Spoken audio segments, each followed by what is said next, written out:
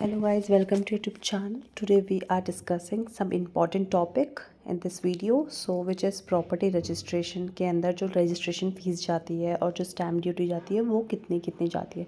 So this topic is very important and इस topic के अंदर आपको एक जनरल नॉलेज भी मिलती है so that आप अगर रजिस्ट्री कराने जा रहे हैं तो you will get to know कि आपको कितनी रजिस्ट्रेशन फ़ीस, कितनी आपको प्रॉपर्टी वैल्यू के ऊपर कितनी आपको स्टैम्प ड्यूटी देनी है. तो ये सब चीज़ें हम इस टॉपिक में, इस वीडियो में हम पढ़ेंगे. देखो, सबसे पहले क्या होता है, कोई इसके अंदर जो लिखा है हम पहले उसको पढ़ लेते हैं. उसके अंदर लिखा property registration in Delhi involve 1% registration fee of the total property value plus 100 pasting charge and stamp duty which vary by gender 6% for man and 4% for women, and jointly registration often attract 5%. These charge are calculated based on the higher of the sale value or circle rate. इसमें क्या होता है कि इसमें जो property registration होता है, जब रजिस्ट्री होती है तो उसके अंदर जो रजिस्ट्रेशन फ़ीस होती है वो रजिस्ट्रेशन फ़ीस जो होती है 1% जाती है. और जो स्टैम्प ड्यूटी होती है, अगर मेल परचेज़ कर रहा होता है तो 6% लगती है, फीमेल परचेज़ कर रही होती है तो 4% लगती है. बट अगर जॉइंटली मेल और फीमेल दोनों कंबाइन करके लेते हैं तो उसके अंदर इक्वली कंबाइन, जॉइंटली कंबाइन लगे थे तो 5% लगती है. कुछ जो एरियाज़ होते हैं उसके अंदर अदर चार्जेस भी लगते हैं, जैसे एडिशनल ट्रांसफ़र ड्यूटी लग जाती है कुछ सम एरियाज़ में.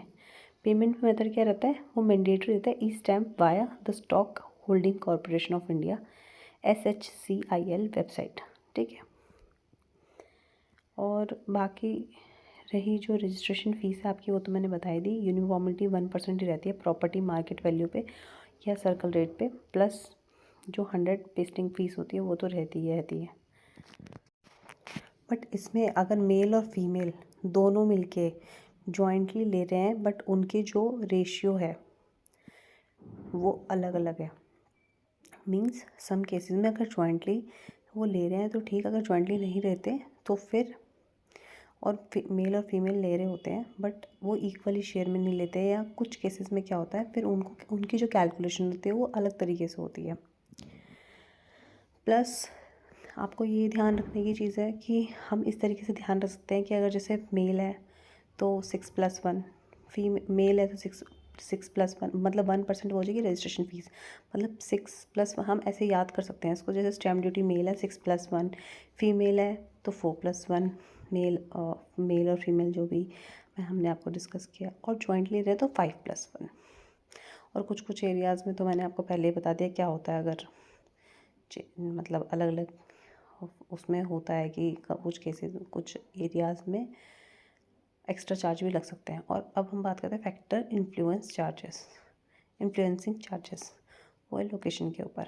रेट में डिफ़र इन न्यू दिल्ली, मींस आप इसको पढ़ सकते हैं, आपको पढ़ के भी समझ आ जाएगा. रेट्स में differ in new Delhi municipal corporation NDMC and cantonment board area. Type of property registration versus commercial property through the 1% registration fees remain constant.